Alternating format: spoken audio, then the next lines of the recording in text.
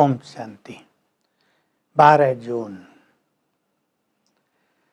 बाप दादा शुरू में ही हम सबको नशा चढ़ा रहे हैं। तुम जैसा खुश नसीब भाग्यवान कोई नहीं, भगवान के सम्मुख बैठे हो। बाबा कहते हैं मुझे तुम बच्चों से बहुत प्यार है। कहता हूं तुम मेरे मीठे बच्चे हो। देखो कितना प्यार देता है भगवान।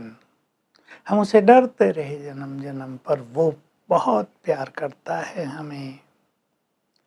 कहते हैं भक्ति में तुम तो मुझे जानते भी नहीं थे, फिर भी याद करते थे, प्यार करते थे। बाबा हंसी का उदाहरण दे रहा है।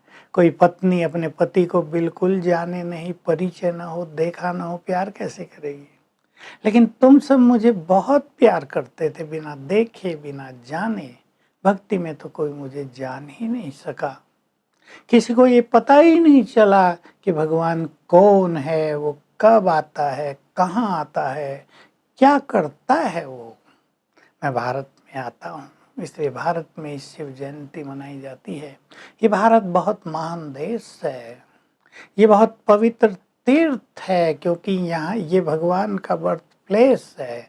यहाँ मेरा अवतरण होता है, ये देवताओं की भूमि है। लेकिन भारतवासी अपने इस गौरव को भूल गए हैं। अब भारत नीचे उतर आया है, फिर से मैं इसे स्वर्ग बना रहा हूँ। और तुम्हें कहता हूँ बच्चे, मैं तुम्हारे लिए स्वर्ग की सौगात लेकर आया हूँ।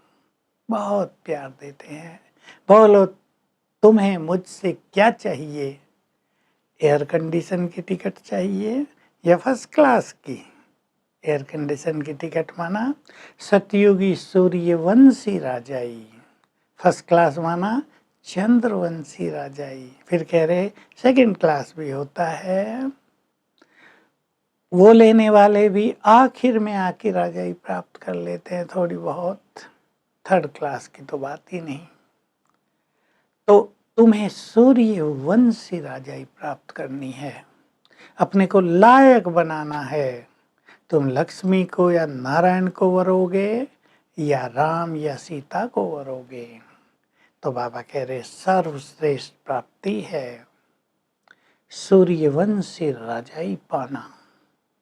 और ये सर्वश्रेष्ठ प्राप्ति उसे होती है जो बाबा को कहते हैं बाबा हमारा सब कुछ आपका है, जो पूरे समर्पित हो जाते हैं। तो बाप भी उन पे समर्पित हो जाते हैं। कहते हैं बच्चे मेरा भी सब कुछ तुम बच्चों का है, मेरे लिए तुम बच्चों के अलावा और है ही कौन। मैं तुम्हें ही अपना सब कुछ देने आ गया हूँ। तो बहुत नशा भी चढ़ा रहे हैं। तुम भगवान के सम्मुख बैठे हो, उससे गीता ज्ञान सुन रहे हो। दुनिया में तो गीता ज्ञान सुनाने वाले, सुनने वाले किसी को भी गीता का यथार्थ अर्थ समझ में नहीं आता। मैं तुम्हें बताता हूँ तुम मुझे कैसे याद करो, और सिखाता हूँ तुम्हें अशरीरी होना है। ये देहभान छोड़ देना है। इसको ही कहते हैं जीते जी मरना। तुम सब आत्माएं हो, तुम ये देह हो ही नहीं। तुमने जन्म जन्म देह लिए हैं, बदले हैं। अब तुम अशरीरी हो जाओ। अशरीरी होकर मुझे याद करो तो तुम्हें बहुत उच्च पद मिल जाएगा। अपना परिचय देते हुए कह रहे हैं मेरे में भी पार्ट भरा हुआ है। मैं कल्प के अंत में आकर तुम्हें ज्ञान देता हूँ और द्वापुर से भक्ति में तुम्हें मदद करता हूँ। मेरे अंदर भी जबरदस्त पार्ट है। लेकिन ऐसे नहीं मैं ड्रामा के बिगड़ कुछ कर सकता हूँ, किसी की बीमारी ठीक कर दूँ, किसी को ऑपरेशन होने से बचा दूँ। नहीं, ये तो तुम सबके कर्मों का खेल चलता है। मेरा पार्ट भी ड्रामा में पूरी तरह नोंधा हुआ है। उसके अलावा मैं और कुछ नहीं करता। हाँ, मेरा पार्ट जबरदस्त है। मैं आकर तुम्हें सच्चा सुख प्रदान करता हूँ, संपूर्ण ज्ञान देता हूँ जिसके लिए तुम भटक रहे थे। मैं आकर सतयुगी श्रेष्ठ दुनिया की स्वर्ग की स्थापना करता हूँ। बहुत सुंदर दुनिया है वहाँ। नेचुरल फूलों की खुशबू रहती है, हवाओं में भी सुगंध रहती है।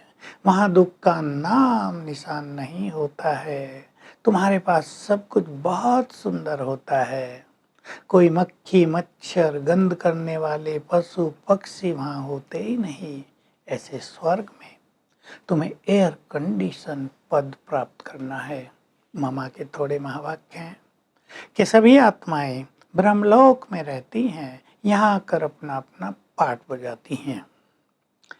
बहुत गहरी बातें दो हैं इसमें। कर्म अनुसार सबको फल तो मिलता ही है, लेकिन किसी ने पूछा ये जीव जंतु पशु पक्षियों की आत्माएं भी परम धाम में जाती हैं क्या? मामा ने कहा नहीं, वहाँ केवल मनुष्य आत्माएं जाती हैं। ये आकाश में ही विचरण करते हैं ऊपर। तो इनकी आत्माएं जैसे परम धाम के नीचे के हिस्से में आकाश के ऊपर थोड़ा सा विचरण करती हैं। फिर किसी ने पूछा है घोस्ट आदि इविल सोल्स होती हैं क्या? तो मामा ने उत्तर दिया ये भी होते हैं। किसी ने बहुत पाप कर लिए तो वो पशु पक्षी तो नहीं बनते, न पशु पक्षी जानवर मनुष्य बनते हैं। उसको मनुष्य योनि में ही बहुत कष्ट होता है जिसने बहुत पाप कर लिए।